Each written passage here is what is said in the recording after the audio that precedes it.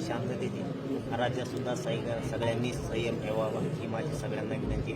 न्याय मिळणार, न्याय घेणार, कारण सुट्टी नाही, देणार पण नाही.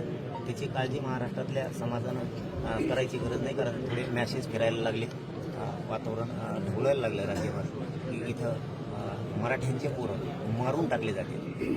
तरीही स्वतःच्या जातीचे पोरं सांभाळण्यासाठी आणि त्यांनाच मोकाट हिंडून द्यायची ही परिस्थिती इथं निर्माण होती. परंतु मुख्यमंत्र्यांनी याकडे लक्ष घालणं खूप गरजेचं आहे. कारण हा तुम्हाला डाग असणार आहे. जर राज्यातली शांतता भंग झाला तर याला जबाबदार मुख्यमंत्री साहेब राहतील. कारण मागण्या आमचं लेकरू जर मारून टाकलं, त्याचा मर्डर झाला आहे आणि तुम्ही त्या आरोपी जर मोकाट असतील, तुम्ही त्यांचा FIR जर त्यांच्या म्हणण्याप्रमाणे लिहून घेणार नसाल तरी चांगली बाब नाही. त्यांची मागणी निलंबित 2 ते पोलीस अधिकारी करायचे. ते जर तुम्हाला झाले